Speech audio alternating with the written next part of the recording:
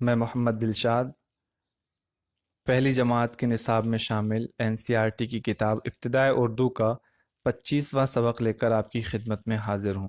سبق نمبر 25 میں ہم پڑھیں گے حمد، یعنی ابھی تک ہم نے یہ سیکھا الف سے لے کر یہ تک جتنے بھی حروف ہیں ان کے متعلق یا ان کے ذریعے سے لفظ کیسے بنائے جاتے ہیں، ورڈز کیسے بنتے ہیں، شبد کیسے بنائے جاتے ہیں، اور پھر کچھ علامتوں کے بارے میں، حرکتوں کے بارے میں ہی پڑھا، زبر زیر پیش کے بارے میں پڑھا، تشدید جزم کے بارے میں پڑھا، نون غنہ کے بارے میں پڑھا۔ اب یہاں سے کچھ الگ شروع ہو رہا ہے، کچھ مختلف ہے پہلے سے، اور وہ ہیں اب الفاظ کی شکل، یعنی جملوں میں اب یہاں سے درس شروع ہو رہا ہے۔ تو دیکھیں سبق نمبر 25 میں حمد، حمد کہتے ہیں اس نظم کو، اس شاعری کو جس میں اللہ تعالیٰ کی تعریف، اس کی بڑائی، اس کی توصیف بیان کی جائے۔ چلیے پڑھتے ہیں۔ جس نے بنائی دنیا، جس نے بسائی دنیا، گلشن کھلائے جس نے، دریا بہائے جس نے،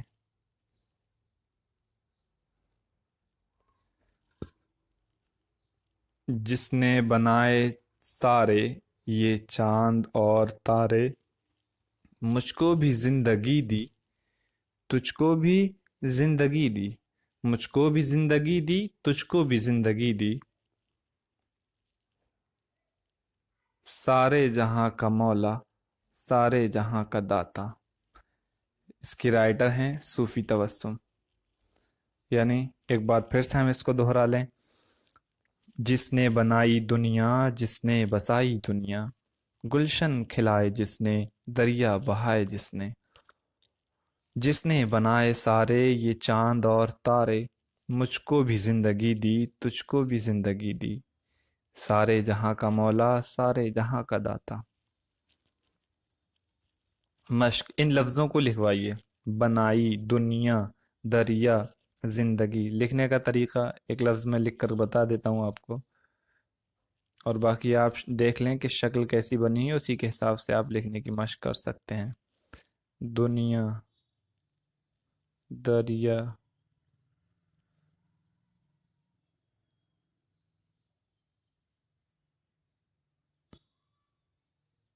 زندگی۔ نمبر 2، نیچے دی ہوئے لفظوں کے حروف الگ الگ لکھوائیے۔ یہاں آپ الگ الگ لکھ سکتے ہیں، اور بہتر اس کو مشق کر چکے ہیں اب تک۔ دال الف، اس کے بعد تے الف، اس طریقے سے آپ لکھوا سکتے ہیں۔ گلشن ہے، تارے، جہاں، ان میں کون کون سے حروف استعمال ہوئے ہیں ترتیب آپ لکھ سکتے ہیں سیکوینس سے۔ نمبر 3 میں وہی پہلے کی طرح ایکسرسائز ہے، حروف کو ملا کر لفظ بنوائیے۔ اس میں پہلا لفظ میں لکھ دیتا ہوں، اس میں لکھا ہے میم واو، اس کے بعد لام کو الف سے جوڑ دیں گے ہم، کیا ہو جائے گا یہ؟ مولا۔ سین الف رے اور بڑھئے سارے ہو جائے گا۔